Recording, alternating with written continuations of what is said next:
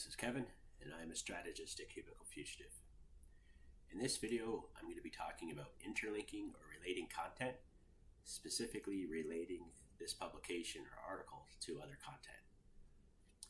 So you'll see right now, it's a pretty basic article page with an overview and also some related articles. But let's say we want to relate this to some team members, services, or sectors. To do that, we'll want to open up the publication in editor mode. So we'll go into our Sitefinity backend, and from the dashboard, we'll look under Content, and then find Publications under Resources and Insights. So I'll click on that to bring up a list of all articles or publications currently within my Sitefinity CMS. And then I'm going to click on the publication name to open it in editor mode. And it is this test publication here. So once we have it open in editor mode, we'll scroll down until we find the related content section. And now we can start adding interlinks by clicking on these plus buttons here. I'll show you the most recent items. Might not be all of, in this instance, team members. So I'll click on show all team members to bring up the complete list. Now you could have dozens or hundreds of team members on your site. So a handy feature is the search function, where you can start typing in a person's name. You don't even have to type in the full name, and it'll narrow the results down. And then I can just click that checkbox, and then I can exit the search by clicking the X within the search bar. You'll see Elba still clicked, and from this screen I can actually select more than one item at a time, and once I have them all selected, I can click on the Use Selected button. There you see the three. So for expertise and sectors, I'm just going to quickly pick from the recent list. Although they do have the Show All function as well. Let's click a bunch here.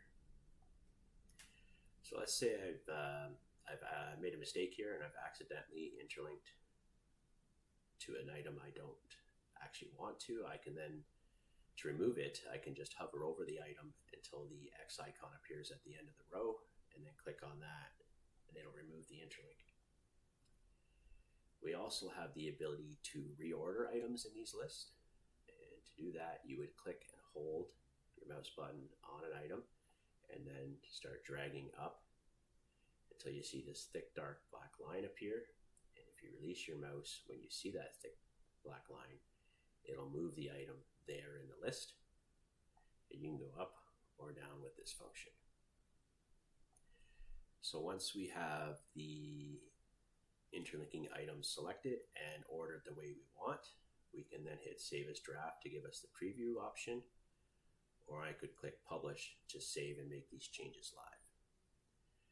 So now I'm going to go back to the front end of my demo site, and let's refresh this test publication page. You'll see the side navigation over here. Once I hit refresh, you now see there's some related people, services, and industries on this page. If I scroll down, we'll see them here. There's the related people, the services, and the industries. I'm going to click on Alba's profile here to show you that Sitefinity has created a link back to the publication. You see related publications there in the list, and there's the test publication I was just editing. And if I click on that to go back to that article page, I'm now going to click on this duplicated expertise page to show you that the link to the article now exists here as well.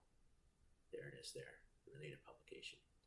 So what Sitefinity has done is it's created the interlink on all the content items: the publication, the team member pages, the service pages, and the industry pages, all done automatically.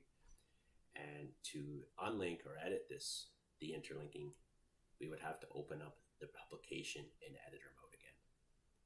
So this is how we relate a publication to other content in the Sitefinity CMS.